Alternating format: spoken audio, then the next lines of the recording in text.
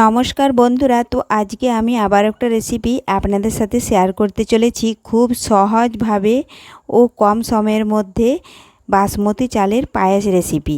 তো আপনারা পুরো ভিডিওটা প্রথম থেকে শেষ পর্যন্ত দেখতে থাকুন। চলুন তাহলে শুরু করি।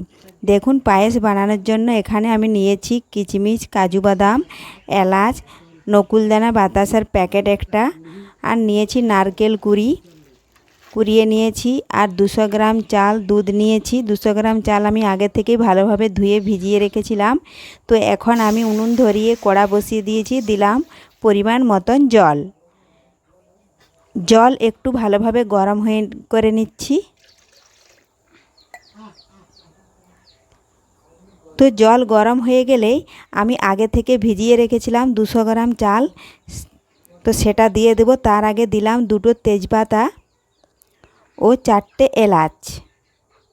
এখন আমি সেই 200 গ্রাম চাল আমি আধ ঘন্টা আগে ভিজিয়ে রেখেছিলাম। যেহেতু এটা আমি কম সময়ে সহজভাবে বানাবো, তার জন্য আমি আধ ঘন্টা আগে ভিজিয়ে রেখেছিলাম। তো দেখুন, চালটা ভালোভাবে আমার সেদ্ধ হয়ে গেছে। এটা আমি 15 থেকে 20 মিনিট ভালোভাবে সেদ্ধ করে নিলাম।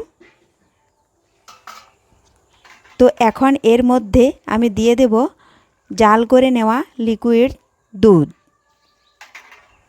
ঢেলে দিলাম, একটু নাড়াচাড়া করে দিচ্ছি, তাহলে মিশে যাবে। এখন এর উপরে দিলাম কাজু ও কিশমিশ।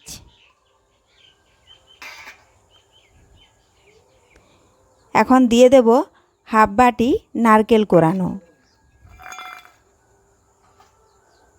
এভাবে খুরপি দিয়ে ভালোভাবে সব কিছু একসাথে মিশিয়ে নিলাম। এখন বেশ কিছুক্ষণ ধরে আমি আবারও ফুটিয়ে নেব। তো কোনো বন্ধু আমার চ্যানেলে নতুন হয়ে থাকলে চ্যানেলটি সাবস্ক্রাইব করে বেল আইকনে সেট করে দিন সবার প্রথমে আমার রেসিপি পেতে। তো দেখুন বন্ধুরা, বেশ ভালোভাবে ফুটে গেছে ও অনেকটাই ঘন হয়ে এসছে। তো পুরোপুরি ভালোভাবে সেদ্ধ করে নেব।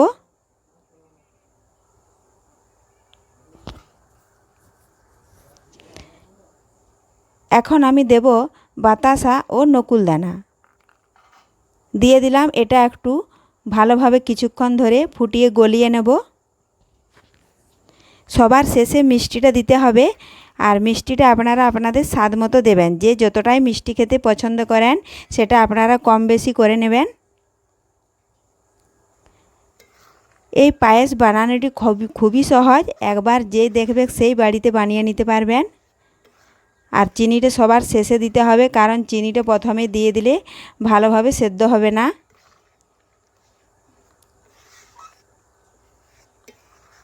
তো এখানে আমি ঘি অ্যাড করতে ভুলে গেছিলাম, তো আপনারা পারলে 1 চামচ ঘি অ্যাড করে দিবেন।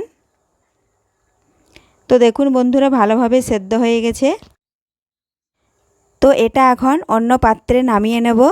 তো এইভাবে আপনারাও খুব সহজে বাড়িতে চালের পায়েস বানিয়ে নিতে পারবেন। তো আজকের রেসিপি আপনাদের যদি ভালো লেগে থাকে লাইক ও শেয়ার করতে ভুলবেন না। ধন্যবাদ। ফিরে আসছি পরের ভিডিওতে।